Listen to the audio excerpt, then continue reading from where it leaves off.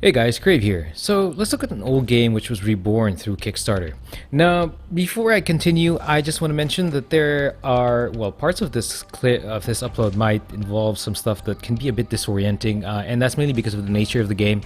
That means you can get confused or you can get dizzy. So if you're not the type of player or person who can actually stomach that, just be warned.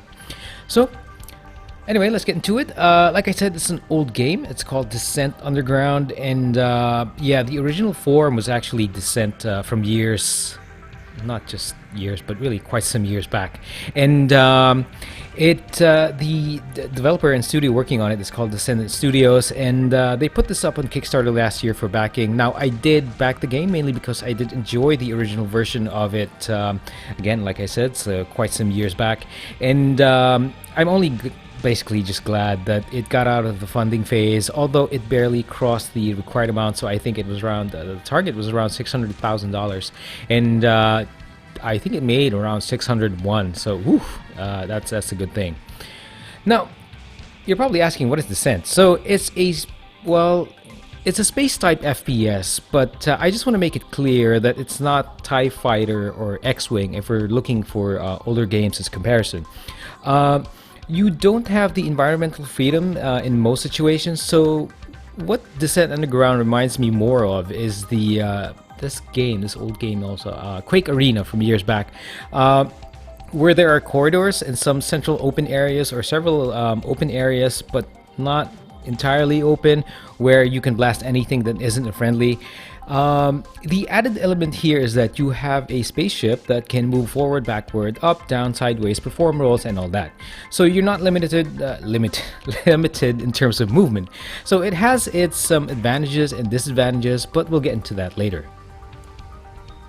I play this development version every now and then, ever since the game was made available for backers. And to be honest, it's been so long since the older Descent that I can't really compare things in detail. But somehow, it reminds me of the original. So it's giving me that nostalgic feeling. And I think what really makes me think this about the game is, I'm guessing three things. So obviously, the movement freedom is there. So it's Descent. It's basically the Descent of so many years back. But the two other things that really are making me feel nostalgic or reminding me of the older game is first is the music and the graphics. So yeah, you know what? Let me play a clip of the background music a bit louder for you guys to hear. So let's use the intro music from the start menu for the menu screen and some in mission music.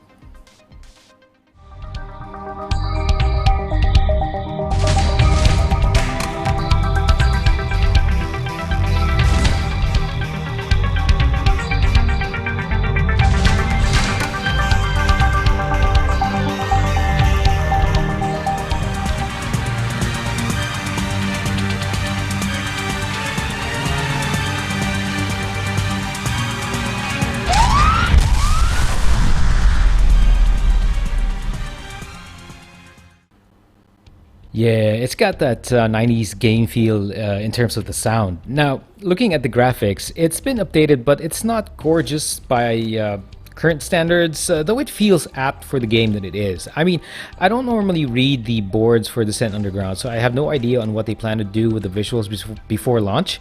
But at the moment, as I'm looking at it, it does look like it fits the game. Now, of course, there will be people who see this game and might call out this part. I mean, hey, I notice it too when playing games. I mean, it's basically something I check out with every game.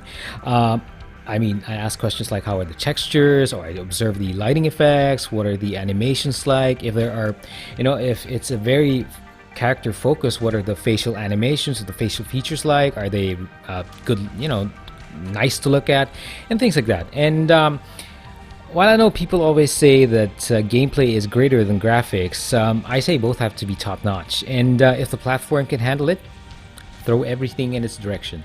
Again, just for Descent, I don't know why, it appears that the current visuals will really just do fine. Would I like better graphics for this game? Of course I would. But somehow, and I guess at least for the moment, to me it looks okay.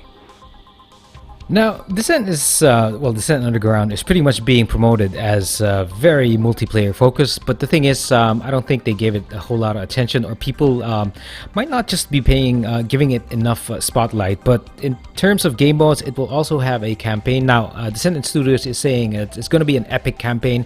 Of course, the word epic is a questionable thing. It could mean, yeah, it's epic, but for epic for 3 hours or 2 hours or 10 hours, so we don't know yet. We don't know what it's going to be like yet. Well, obviously I'm probably not as informed as I should be, mainly because I don't check their boards, but yeah, it's going to include a single player campaign. Now, in terms of what you're going to see, it's just going to be well, what you're seeing right now, it's just mainly just some skirmish modes clips. So in terms of gameplay, it's really straightforward. Without going too much into button specific details, as you can map them in game, you basically have the standard shooter function. So as mentioned, movement is pretty much unhindered, but you can shoot with a variety of weapon types that you can pick up throughout the map and eventually upgrade them. Now, it plays very much like standard shooters, but as I mentioned, it somehow reminds me of Quake when you see spawned items and things of the sort. Now, you also get to shoot missiles, and the most fun and frustrating of the missiles I've used so far is the Mega Missile. And that really acts like a BFG with an uber-powered rocket's effects. I mean, the frustrating part is really when you have no idea of its blast radius and you attempt to shoot your enemy at near point-blank range. And, well, really, the short of it is that you'll die, as with most nuke-level type weapons.